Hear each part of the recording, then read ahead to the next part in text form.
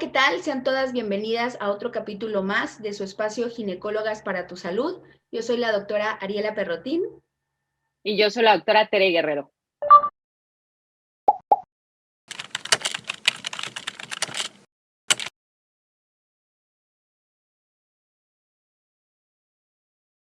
Y pues bueno, el día de hoy vamos a tocar un tema que quizás no es como tan frecuente en un embarazo, pero creo que sí les genera muchísimo temor, muchísimas dudas a todas aquellas que tanto ya han estado embarazadas o que están actualmente embarazadas, que es el tema de trastornos de hipertensión durante el embarazo. ¿Y quién tenemos con nosotros el día de hoy, Tere? Bueno, pues les trajimos nuevamente a un súper experto que ya estuvo con nosotros en otro capítulo. Es el doctor José de Jesús González, que es médico ginecólogo y además subespecialista en medicina materno-fetal. Así que bueno, nuevamente tenemos aquí al súper experto. ¿Cómo estás, Jesús? Buenos días. Hola, Ariela, hola, Tere. Bien, muchas gracias. Contento de estar de nuevo con ustedes para ahora abordar un tema súper importante. Yo creo que es de los más temidos, como bien dijiste, porque bueno, no se lleva el título de a gratis. A veces son problemas que ponen en riesgo la vida de la mamá o del bebé. Y bueno, es bastante más común de lo que quisiésemos que fuera, ¿no?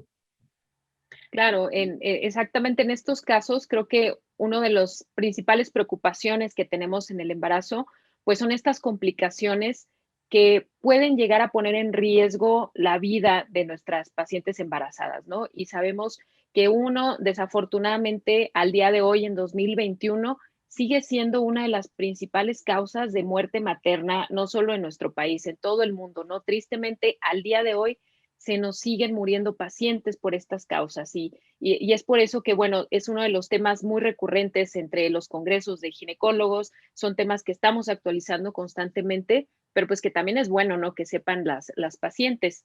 Y pues bueno, entrando en el tema, cuéntanos un poquito acerca de qué son. Los englobamos como trastornos hipertensivos en el embarazo, ¿no? Pero ¿a qué nos referimos con este tipo de trastornos? Sí, mira, los trastornos se les engloba así porque a su vez se derivan en otras complicaciones, ¿no?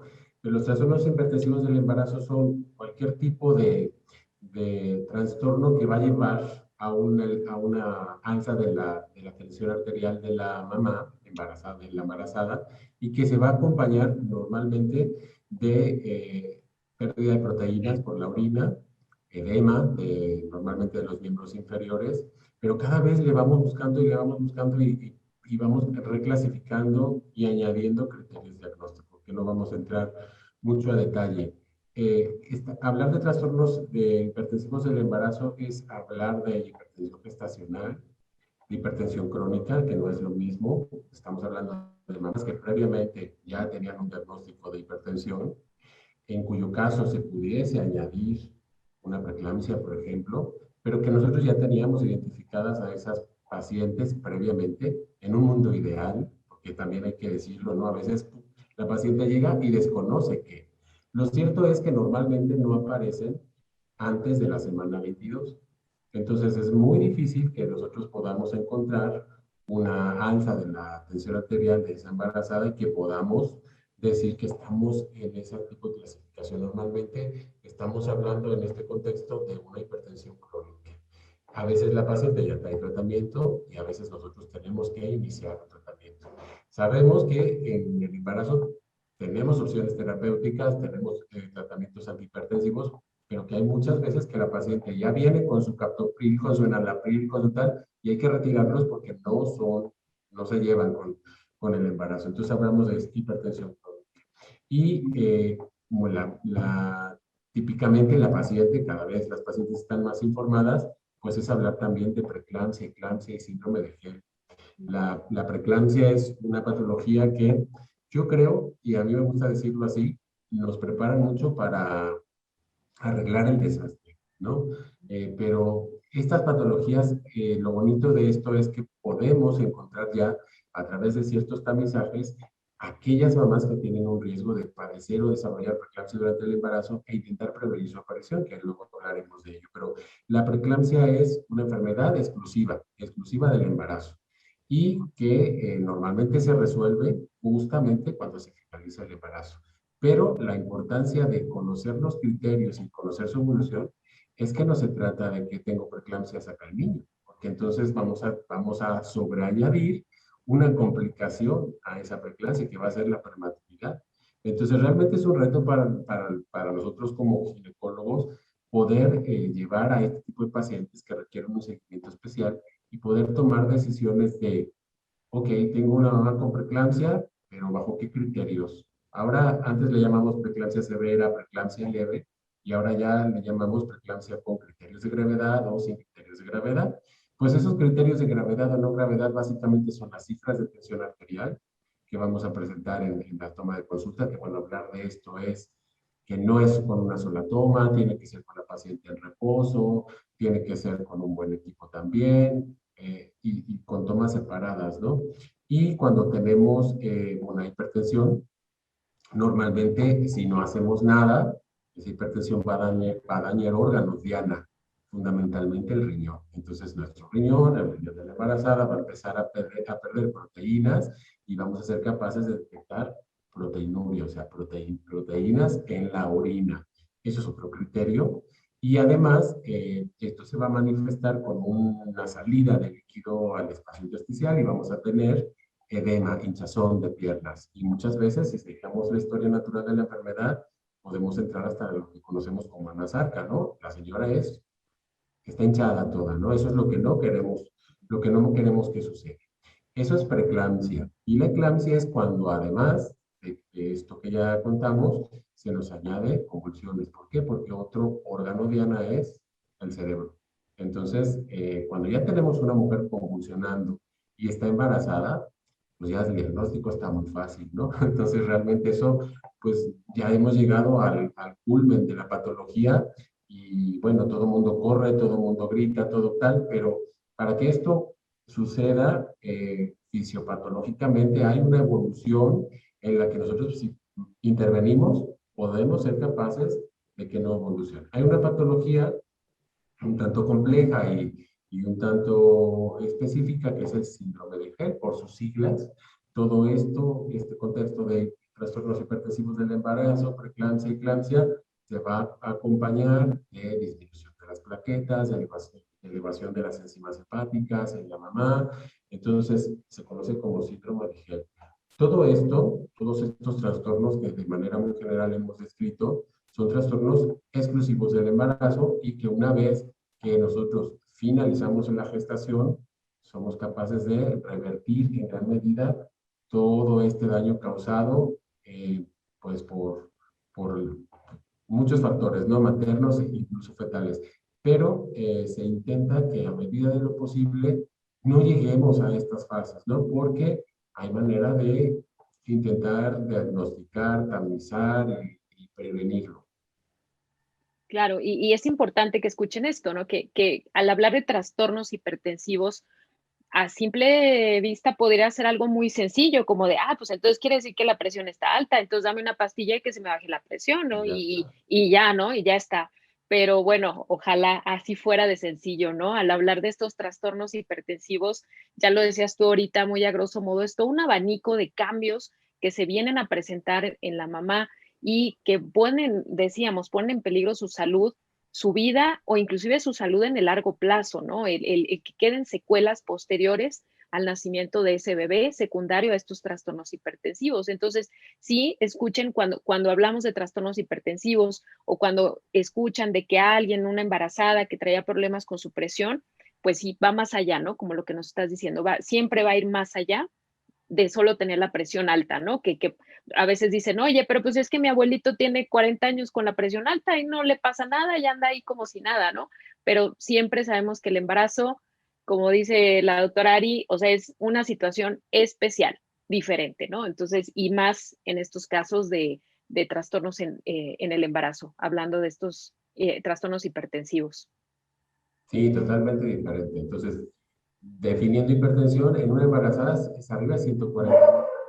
arriba de 140 sobre 90, pero también es importante saber qué presiones maneja la paciente antes de, porque a veces tenemos 130 sobre 85, ok, no es arriba de 140 sobre 90, pero recordar que las embarazadas normalmente, por todos estos cambios en su vasculatura y demás, van a manejar presiones bajitas, ¿no? Decimos, nuestras presiones de embarazada, es que tiene presión de embarazada, 90, 60, ¿no? Entonces, decir 130, 80, aunque no sea criterio aún, pues nos debe de, por lo menos, poner el dedo sobre el renglón y hacer un poquito de vigilancia más estrecha, porque, bueno, en medicina siempre tiene que haber puntos a partir del cual es patológico y no lo es, pero es importante conocer a nuestros pacientes, escucharlas, hacer una buena anamnesis, encontrar desde la primera consulta factores de riesgo que te hagan sospechar que esa paciente puede desarrollar esta enfermedad o no, si ha tenido un embarazo previo, si ese embarazo previo fue a término o no, porque la preeclampsia se va muy de la mano con el retraso de crecimiento intrauterino por todo este problema de inserción placentaria, de vasos placentarios que hacen que el bebé no tenga un flujo adecuado de sangre y sean bebés que se quedan pequeñitos, ¿no? Con un retraso de crecimiento. Entonces, hay que investigar. Si uno pregunta, vas a encontrar, y hay que investigar desde la primera consulta, si es posible, datos que pueden ser focos de alarma para después hacer una búsqueda un poco más minuciosa. Oye, y ya decías tú, ¿no? Obviamente cuando tienes a la paciente, que es un caso horrible, y yo creo que los que hemos llegado a ver estos casos, nunca se te va a olvidar, pero ya cuando ves a la paciente convulsionando, o ya cuando la tienes con el síndrome de HELP, que cubre todas las siglas, obviamente ya el diagnóstico está hecho. O también en pacientes que, oye, pues sí, ¿no? Ya sea que soy hipertensa o quedé hipertensa del embarazo previo con algún problema hipertensivo, pues creo yo que eso es como lo más fácil, ¿no? No, casi la paciente nos da el diagnóstico. Pero en aquellas pacientes, por ejemplo, que es su primer embarazo o que los anteriores ha estado todo bien y que de pronto empezamos a dudar o a tener como unas cifras, ya las mencionabas ahí medio al límite, ¿cómo entonces podemos detectar o sospechar en una mujer estos trastornos hipertensivos antes de que se nos vuelvan ya los casos graves? Sí, claro. Mira, existe un tamizaje ya, junto con el ultrasonido de la semana 12, tenemos que hacer un cribado, una búsqueda de la medición de las arterias uterinas, porque las arterias uterinas son las arterias que llevan flujo de sangre al útero, por eso se llaman arterias uterinas, y entonces hemos encontrado desde ya hace bastante tiempo que la pulsatilidad, o sea, la manera en cómo late esa arteria, nos puede hacer sospechar de que esas mamás pueden desarrollar preeclampsia y retraso de crecimiento intrauterino. Entonces, a través del ultrasonido hacemos este tamizaje. Yo realmente aquí en provincia no pido factores angiogénicos, porque, bueno, hablamos en la charla anterior de que muchas veces el recurso económico y demás son pruebas que a veces no son tan baratas de realizar. Entonces, lo que hago es que a todas, en la semana 12, les hago su medición de arterias uterinas y aquellas que tienen arterias uterinas patológicas en base a gráficas y estándar que nosotros ya tenemos definidos, voy a iniciar tratamiento con ácido acetilsalicílico, que es aspirina, de 100 miligramos al día. Es un tratamiento muy barato, no inocuo, porque todo tratamiento tiene lo suyo, ¿no? La aspirina es un AINE, puede tener irritación gástrica y demás, pero realmente está comprobado que logra retrasar en aquellos pacientes que tienen estas arterias uterinas elevadas, puede retrasar la aparición o que no aparezca directamente, ¿no? La preeclampsia. Y esas pacientes se ven muy favorecidas de 100 miligramos de aspirina al día. Entonces, esa es la manera en cómo podemos, que no sé si es concretamente a lo que te referías, Ari, hacer el diagnóstico o el tamizaje en primer trimestre. ¿Por qué en primer trimestre? Cuando yo era residente lo hacíamos en la semana 20. ¿Por qué? Porque es más fácil. Es más fácil que te salga la arteria uterina. Sin embargo, el tratamiento para que tenga efectos benéficos en la paciente tiene que ser iniciado antes de la semana 16. Entonces, cuanto antes yo lo diagnostique, más pronto inicio el tratamiento y la paciente se va a ver favorecida. Realmente dar aspirina después de la semana 16 no hay resultados importantes, respecto a las que no tomaron aspirina y no se van a ver claramente beneficiadas. Entonces hay que dar aspirina desde que lo diagnostico y hay que hacerlo en la semana 12. Evidentemente, aquellas mamás que tienen una historial de preeclampsia previa, porque sí que tiene esta parte importante genética, pues tienes que hacer el cribado, pero casi que sabes que te va a salir positivo y que va a estar con su aspirina, ¿no? Y algunas pacientes no diagnostican, y eso es muy importante, no saben ni siquiera, porque hay preeclampsias que se desarrollan muy tardíamente en el embarazo, que no nos preocupan tanto porque, bueno, si va muy mal, finalmente, que lo que decía al principio, bueno, pues finalizo y ya está, ¿no? Pero tengo un niño casi a término. Los resultados perinatales, pues no van a ser muy distintos, pero estamos hablando de estas preeclampsias precoces alrededor de la semana 28, en donde tenemos un niño francamente prematuro, con que hay que poner neuroprotección para que tengan una mayor posibilidad de salir adelante con buenos resultados. Esas son las preeclampsias que realmente nos preocupan, y muchas veces la mamá solamente te cuenta un parto prematuro, no sabe que, o no le dijeron porque las condiciones en las que nació, o la mamá no se enteró, entre los nervios, no se enteró. Entonces, que nos cuenten también que han tenido un bebé prematuro o con bajo peso al nacer, también nos debe hacer sospechar o por lo menos indagar un poquito sobre si lo que pasó fue un episodio de algún trastorno hipertensivo del embarazo. Y chéquense, siempre, siempre se los repetimos, medicina preventiva, ¿no? Esto creo que pudiéramos llegar a meter la mano en el fuego de decir que es la mejor medicina, y justo es esto, ¿no? O sea, voy a prevenir estados graves como un bebé prematuro y prematuro extremo, ¿no? Nos estás hablando de 28 semanas, o sea, literal es un bebé que no nos llega, vaya, a veces ni a los 800 gramos, y ya está fuera y está con un montón de tubos. Una terapia intensiva realmente para ellos significa muchísimos riesgos. Entonces, el poder detectar cosas a tiempo, ¿no? El que se nos prende el foquito, ya nos lo dice el doctor Jesús, ¿no? Oye, a ver, espérate, ¿por qué fue prematuro, no? O a ver, ¿por qué fue tu cesárea urgente? O ¿por qué te quedaste con medicinas tú por mucho tiempo después de tener al bebé? Es algo que sí nos tiene que como llamar la atención. Entonces, creo que este punto de detectar a tiempo problemas hipertensivos puede definir totalmente el curso del embarazo y totalmente el nacimiento de ese bebé, ¿no? O sea, si se queda internado, si es prematuro, o si, como dices, ¿no? Bueno, ok, sí, casi casi veo a la paciente cada semana y tiene más de un medicamento, y los obstetras sufrimos con la coronaria y el celular pegado a la oreja cuando dormimos, pero realmente creo que esa es la mejor manera de atender, ¿no? Estos padecimientos, el prevenirlo. Y como lo decías, es un estudio que, bueno, quizás a veces no está tan sencillo, pero que lo tenemos a la mano y que nos puede evitar muchísimas complicaciones. Sí, sí, sí. Y también, fíjate, importante que la paciente sepa, o sea, nosotros desde el momento del diagnóstico hasta la resolución del embarazo, sea cuando sea, la vayamos a resolver, tenemos que ser claros con la mamá de que es un estado hipertensivo del embarazo, pero que después del embarazo hay que reclasificar. Y no, o sea, no ya nació el bebé, ya me olvidé, no volví, porque un porcentaje de pacientes serán hipertensas y entonces tenemos que llevar diferente el seguimiento de esas pacientes. Muchas veces hay un episodio así, la paciente no vuelve a su control, se vuelve a embarazar y pues vamos a un poco a lo mismo, ¿no? Entonces hay que insistir mucho en que la paciente tiene que estar enterada y nosotros somos los que tenemos esa obligación.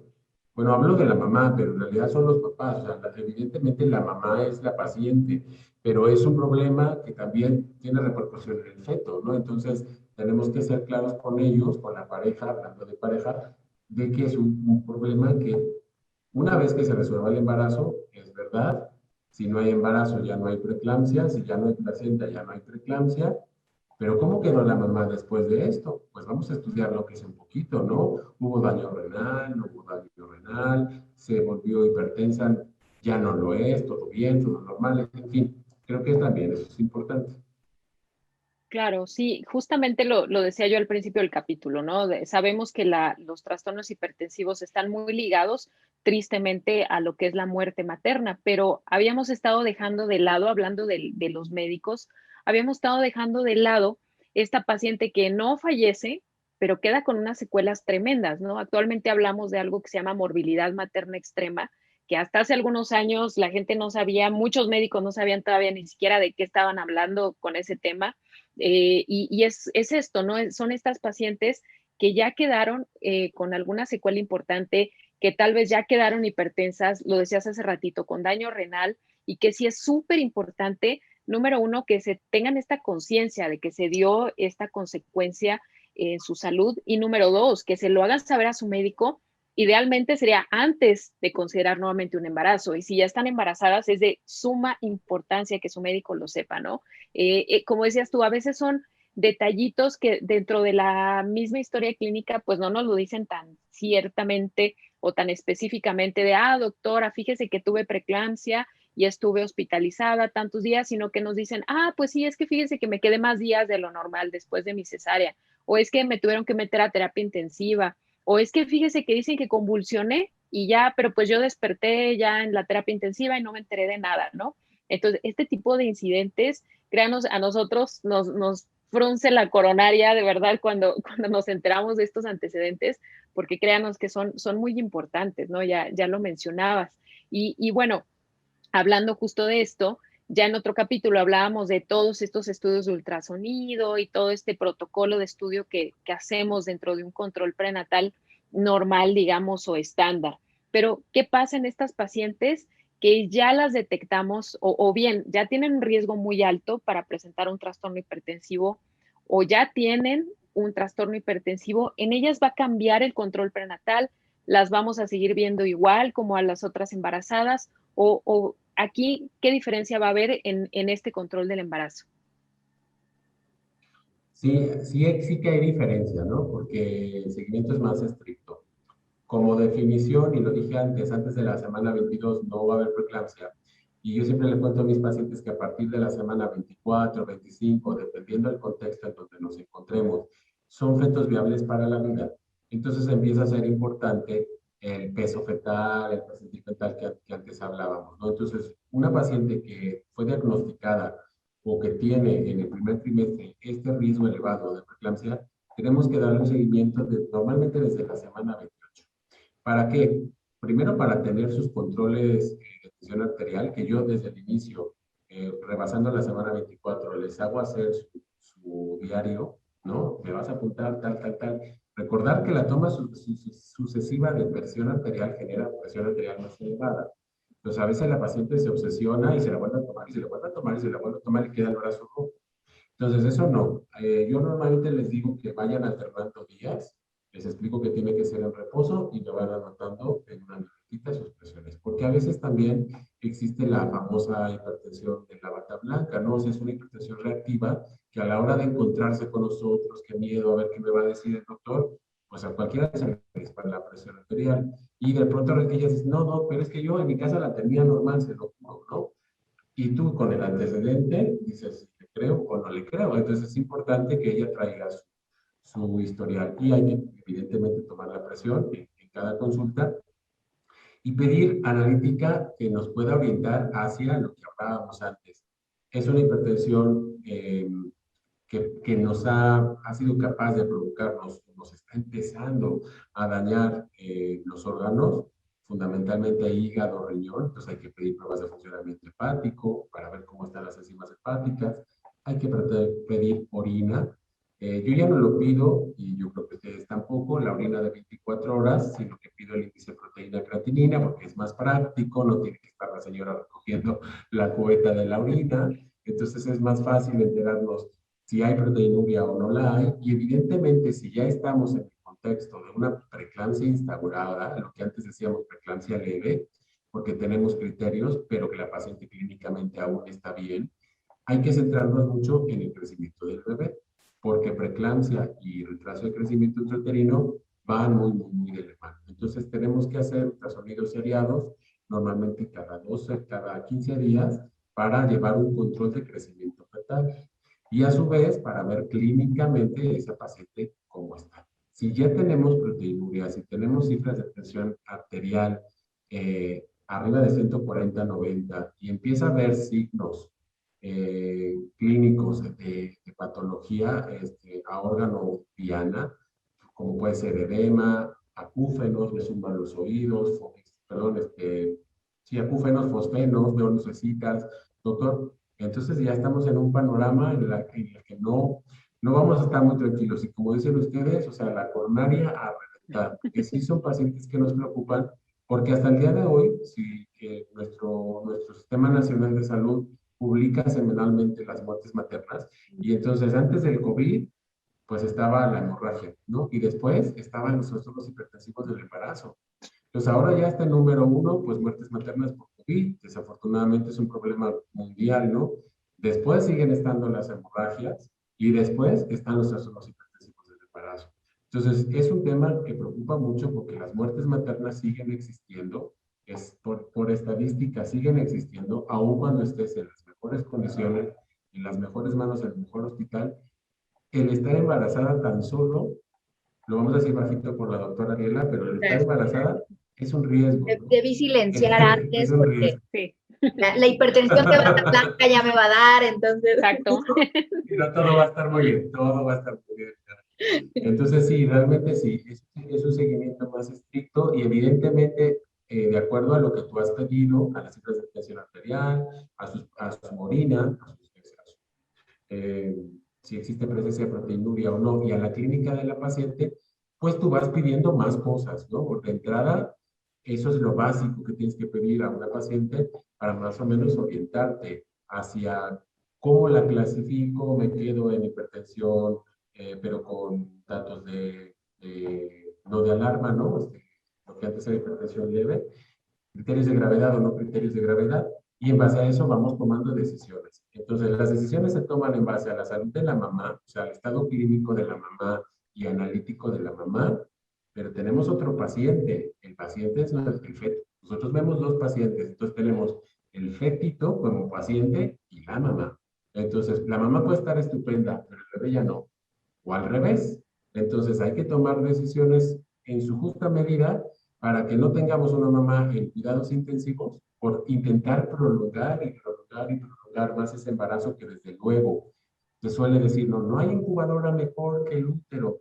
Bueno, depende, si ya tenemos un medio muy agreste dentro del útero, porque la preeclampsia lo suele ser, porque hay vasoconstricción, se cierran las arterias y el flujo placentario empieza a ser deficiente, entonces un bebé que casi que te está pidiendo sácame, y para eso es un tema aparte y tenemos que estudiar la circulación fetal, pero también a veces tenemos mamás que dicen, o sea, que estamos viendo que ya no nos aguanta un día más y tenemos un bebé prematuro, bueno, pues entonces hay que saber también, que lo decíamos en la charla anterior, saber tomar decisiones, saber derivar a esas mamás a centros de referencia en donde sean capaces de tener una unidad de cuidados intensivos neonatales potente para brindarle a ese bebé lo suficiente. La mamá tiene que tener también un nacimiento en un hospital en donde tenga también cuidados intensivos para la mamá, ¿no? Entonces, es complicado tomar decisiones. Yo creo que estarán de acuerdo conmigo, es un panorama en la que dices, Dios, o sea, tenemos que tener siempre este manejo multidisciplinario, muchas veces con el internista, con el neonatólogo, con el materno-fetal, porque nos van a sentir, aparte que nos sentimos más tranquilos, nos vamos a sentir que estamos tomando decisiones muy importantes, porque sacar un niño prematuro en una preeclampsia que todavía no tiene criterios para finalizar, oye, pues no nos gustaría que nuestro hijo fuese así, que ocurriera eso. Entonces, es importante saber cuándo finalizar, pero a la vez no te esperes tanto porque entonces ya se desencadenó y esto ya no es reversible, ¿no? Hasta finalmente, pues, tenemos muertes maternas. Sí, sí, este tipo de padecimientos desafortunadamente llegan a un punto en el que a veces son como una bola de nieve, ya no la puedes detener, se va haciendo cada vez más grave y a veces las consecuencias pues son catastróficas, ¿no? Y mencionabas algo muy importante, parte vital de que hagamos este control prenatal tan estrecho en la embarazada que a lo mejor hasta ya la paciente dice, ay, me está cita y cita el doctor a cada rato y me están haciendo ultrasonidos a cada rato. Créanos que es por esto, porque no es fácil y de hecho, pues creo que una de las decisiones más difíciles que a veces tomamos como obstetras es esto, ¿no? El tomar la decisión de voy a sacar este bebito, yo sé que no es un bebé de término, yo sé que ese bebé se va a tener que ir a una unidad de cuidados neonatales, pero siempre va a poner las cosas en una balanza, ¿no? Y por supuesto, lo decías tú, siempre de la mano de un equipo multidisciplinario en el que muchas veces este tipo de casos, pues a veces, pues si no bien se sesionan, pero sí se platican, o sea, realmente son casos cuando están, por ejemplo, en un hospital de segundo o tercer nivel, pues son casos en los que se discute realmente qué decisión se va a tomar, ¿no? Entonces, créanos que cuando, si su obstetra es muy insistente de, oye, te acabo de detectar este trastorno hipertensivo, estoy viendo que traes algunas alteraciones, no te me pierdas, ¿eh? Te voy a estar citando cada tantos días, hay que regresar, aunque te sientas bien, porque además, digo, si bien hay unos síntomas muy francos, ya los decías tú, ¿no? El que vean lucecitas, el que le sumen los oídos, de hecho, seguramente todas las embarazadas han escuchado que les decimos estos signos de alarma, ¿no? Si ve lucecitas, si le suman los oídos, si le duele la cabeza, si siente dolor en la boca del estómago, o sea, en algunos casos podemos tener esos síntomas, pero habrá otros, como ya lo mencionábamos hace rato, ¿no? Como es el síndrome de HELP, en el que la paciente a lo mejor puede estar relativamente muy tranquila y ella no se entera, ¿no? Que trae ahí ya algún trastorno importante. Entonces, va muy de la mano el buen pronóstico en estos embarazos o el mejor posible, va muy de la mano pues de un control prenatal estrecho. Sí, claro, y es muchísimo mejor llevar ese cartón prenatal estrecho, que no sé si a ustedes les ha pasado, pero a veces las pacientes, bueno, pues de alguna u otra manera te lo dicen, bueno, doctor, y tanto, y al final todo bien, bueno, sí, ¿qué hubieses querido, no? No, Claro. o sea, que te viera cada mes como un embarazo de bajo riesgo, como un embarazo normal, y que al final tengamos una muerte fetal o una muerte materna, o en fin, pues muchísimo mejor. O sea, no nos inventamos nada, para eso están todos los estudios, y para eso hemos estudiado tanto también. Y entonces creo que esa buena relación médico-paciente, esa confianza de la paciente elige a su ginecólogo por algo, ¿no? Se leyó a donde estudió, se leyó su doctoralia, se leyó lo que sea, o lo recomendó la amiga, la vecina. Y entonces, yo pido es que exista, de una vez que han elegido ginecólogo, tener la confianza de que lo que estamos haciendo es por algo y que lo principal que nos interesa es la salud del feto y de la mamá en ese momento. Y muchísimo mejor que hagamos los controles y todo bien, pues genial, pero muchas veces no todo bien. Y entonces es importante ir tomando decisiones de acuerdo a las semanas. Muchas mamás con preeclampsia, pues lamentablemente no van a llegar a término. No van a llegar a término porque somos capaces de detectar que de la preeclampsia vamos a pasar de un momento a otro a la eclampsia, al síndrome de HELP. Y eso, la verdad que, ya lo dijeron ustedes, no hay peor escenario que ver una mamá, una embarazada convulsionando, porque entonces todo el mundo corre y entonces arreglar el desastre, esta bola de nieve que tú muy bien mencionabas, es difícil, es muy difícil, entonces muchísimo mejor poderlo detectar a tiempo y evitar resultados perinatales adversos porque son muy adversos. Oye, y ya hablamos un poquito, ya les dimos como la evolución, ¿no? O sea, ¿qué son? Obviamente, ¿de qué estamos hablando? No solo es se me subió, se me bajó la presión y ya está. Ya les dijimos cómo prevenir, o sea, ya tenemos manera de sospecharlo, de diagnosticarlo muy a tiempo, de dar ciertos medicamentos para prevenir este desenlace fatídico. Entonces, sé que obviamente hay un sinfín de tratamientos, hay mucho de dónde recurrir, pero como para que les suene un poquito a quienes nos están escuchando, con respecto a tratar ya, por ejemplo, desde una hipertensión durante el embarazo, una preeclampsia, ¿qué rubros o qué manera de tratarlas tenemos?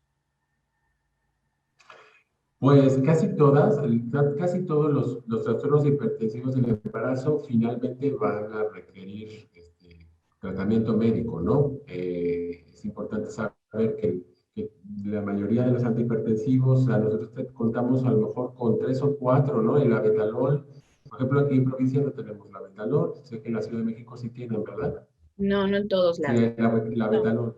Mm, mm. No en todos lados, ¿no? El labetalol, hidralazina, nifedipino, alfametildopa, normalmente para que le suene a quien nos esté escuchando, son los tratamientos con los que podemos ir más o menos echando mano. A veces es suficiente con una monoterapia, con un solo tratamiento, y vamos viendo y vamos sumándolo.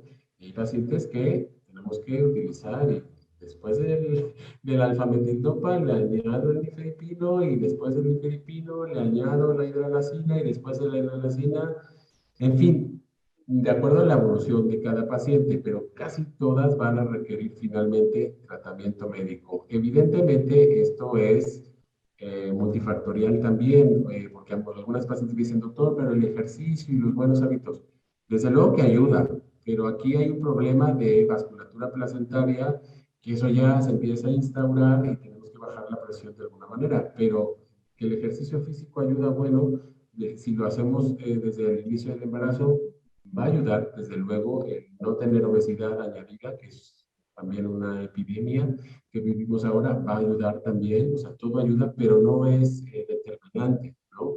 Realmente, cuando ya tenemos preeclampsia y tenemos preeclampsias con criterios de no gravedad, podemos tener una paciente en control con tratamiento médico ambulatorio, es decir, la paciente está en casa tomándose su tratamiento con sus controles seriados, y si bien nos va, pues llegamos a término y genial.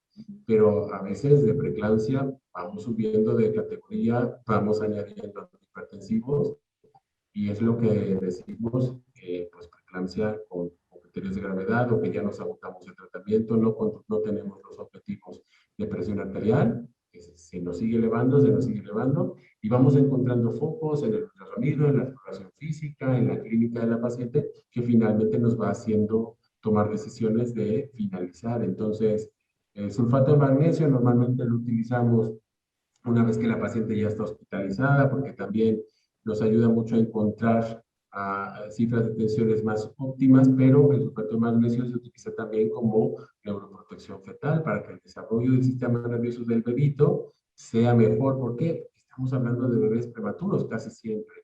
Debajo de las 32 semanas se van a beneficiar mucho con sulfato de magnesio y además ayuda como hipotensor a la mamá, pero este tipo de tratamientos ya son tratamientos que tienen que ser en hospital, con la paciente ingresada. Los otros tres que dije, alfametildopa, nifedipino, hidralazina, labetalol, quien tiene la fortuna de tener labetalol, pues se puede utilizar de manera ambulatoria y bueno, habrá pacientes que respondan, habrá pacientes que no respondan y de acuerdo a eso nosotros vamos tomando este tipo de decisiones, ¿no? Sí. Bueno, como hemos dicho siempre, esto es recurrir al experto, como le decías tú, confiar en tu médico, porque muchas veces estos tratamientos es lo que menos queremos llegar, ¿no? Si es preventivo, ya lo decías tú, ¿no? Prepararse un poco para el embarazo, ejercicio, estar en un peso adecuado, tener la mayor salud integral que se pueda, porque creo que de estos trastornos que hemos hablado el día de hoy, lo ideal es prevenirlos y bueno, si van a aparecer porque tengo alguna condición, porque ya me ha ocurrido en otros embarazos, pues que sea lo más tardío que se pueda, ¿no? Con un bebé ya a término, con buen peso y que casi mamá ni siquiera necesite tantos medicamentos y que por lo tanto pueda después ser una persona muy normal.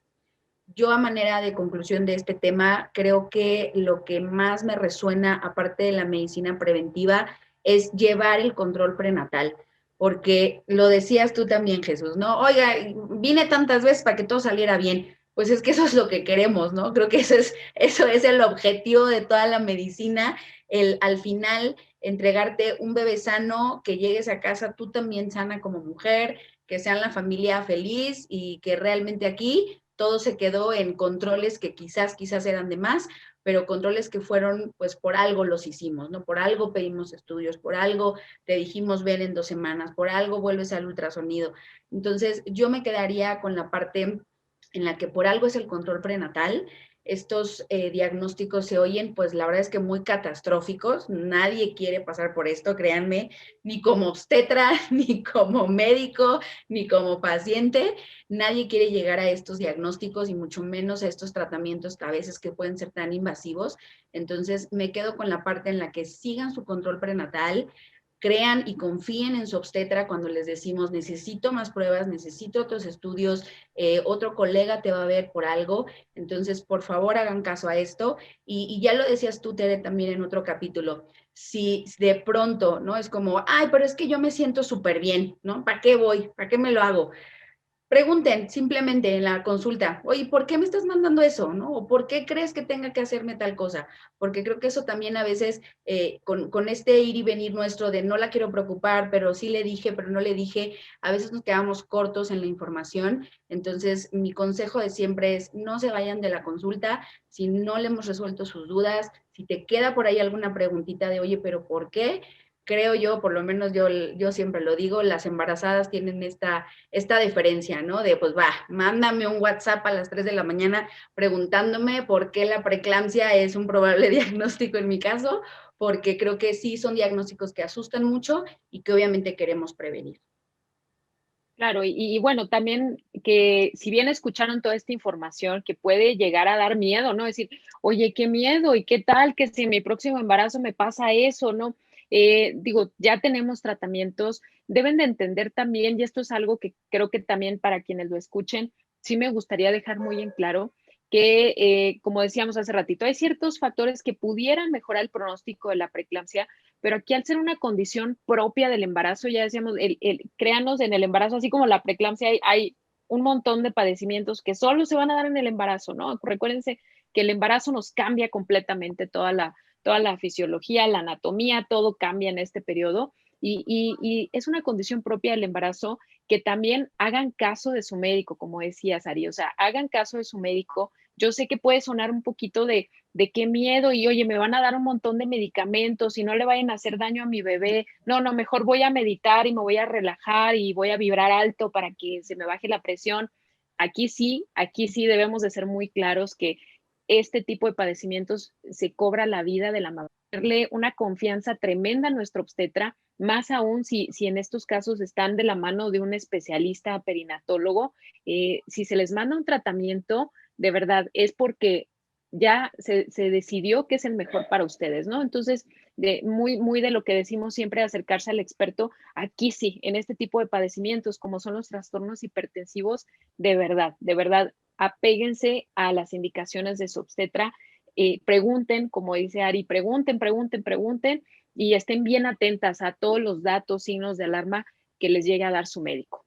No sé si tú quieras dar alguna conclusión, Jesús. Pues añadir tal vez que ahora hay tanta información, tenemos acceso a información, en un minuto ya estamos leyendo algo de preeclampsia y que bueno, muchísimo mejor, como lo han dicho ustedes, que nos lo pregunten a nosotros, porque ahora ya cualquiera puede subir información y es información errónea. Y dos, el que una paciente lleve control prenatal no significa que lo está llevando de manera adecuada, porque por mucho tiempo en nuestro país el médico de atención primaria en muchos lugares sigue siendo así, lleva el control prenatal. Y realmente llevar control prenatal es hacer todas estas cosas que si a nosotros nos ha tomado, no vamos a decir los años que nos ha tomado estudiar todo esto, pues no es demeritar el trabajo de nuestros compañeros médicos, familiares y demás, pero muchas veces no están involucrados en estos temas y pueden dejar pasar datos que a nosotros no se nos pasarían y de pronto ya hacer un diagnóstico tardío, que es lo que no queremos que suceda. Un diagnóstico tardío lo hace el pasante de servicio social, ¿no? Ya cuando la paciente tiene cefalea y ya tiene la presión disparada, pues no se trata de eso. Entonces, es importante elegir, vamos, ir al médico, al ginecólogo, para que llevemos un control prenatal óptimo. Y muchas veces el ginecólogo incluso tiene que derivar, como decía Ariela, al subespecialista. ¿Por qué? Porque la cosa se complicó. Entonces, un control prenatal adecuado tiene que ser hoy en día llevado por un ginecólogo. Y entonces, en ese contexto, podemos estar bastante tranquilos de que se puede haciendo las cosas bien, evitar estos panoramas. Incluso, lo dije desde el inicio de la plática, haciéndolo bien, haciéndolo todo, estando en el mejor lugar, puede ocurrir. Entonces, bueno, elegir es muy importante, leer, saber, preguntar. No pasa, estamos en el 2021, yo creo que ya esta era del médico que no te toma la llamada y que se da su caché, eso ya quedó. Ahora somos médicos, quiero pensar que somos médicos cercanos, que estamos interesados por la salud de nuestros pacientes. Y como decía Ariela, pues igual no a las 3 de la mañana, pero un mensajito, un WhatsApp, de, oye, Doc, me quedó esta duda, ¿cómo no? Te mando un audio. Es que tenemos todo a la mano, entonces vamos a utilizar eso a nuestro favor, que para nosotros también es pesado el estar, porque estás en casa y sigues dando consulta, pero como siempre digo, bueno, pues hubiese sido dermatólogo y no me estaría llamando. Soy ginecólogo, la maternidad es una condición muy especial y de alguna manera perdonamos todo porque sabemos que está en juego la vida de los pacientes y porque la mamá se va a preocupar por su hijo muchísimo. A veces dice, pero el bebé está bien. Sí, señora, el bebé está bien. La que está mal es usted. Pero el bebé está bien. Entonces, hay que entender ese sentimiento y, bueno, que nos pregunten lo que quieran, que no se vayan nunca con el medio entender, porque entonces es cuando la comunicación médico-paciente falla y falla el seguimiento y empieza todo el descontrol, ¿no? Así que, pues eso. Muy bien, pues bueno, la verdad es que este capítulo, ya lo decimos, ¿no? En este tipo de temas da para congresos incluso, entonces les dimos un repaso muy general, pero creo que tocaste puntos muy importantes, clave para que se lleven información concisa, objetiva, y que obviamente si tienen dudas en su consulta, pues todavía las hagan, pero que ya tengan ustedes un conocimiento base. Entonces, de nuevo, muchísimas gracias, doctor Jesús, por acompañarnos. Cuéntanos de nuevo súper rápido dónde te pueden encontrar, tanto en redes sociales y físicamente para consulta. Sí, en Facebook, en Ginecología y Obstetricia JG, ahí estamos subiendo información lo más constante que podamos y físicamente yo estoy trabajando en el Hospital Ángeles Jalapa, en el consultorio 420 y el número de contacto es 22 81 41 08 42 y ahí estamos para atender a toda la población de Jalapa y alrededores. Y bueno, por nuestra parte, ya saben cómo nos pueden encontrar a la doctora Ari Perrotín en Consultorio Shell y a mí en doctora Tere Guerrero Ginecóloga en Instagram y Facebook. Y ya saben que nos pueden seguir en YouTube como Ginecólogas para tu Salud y nos pueden encontrar en Spotify. Acérquense a escuchar todos los capítulos. Si por ahí ven que nos falta algún tema y dicen, oigan, nos gustaría también que aborden este tema que no lo han presentado, pues allá saben que estamos súper atentas a todas sus recomendaciones, sus dudas, sus preguntas y pues aquí seguiremos con ustedes. Gracias, hasta la próxima. Muchas gracias, Gracias, Jesús, que gracias estés a bien. ustedes. Gracias. Bye.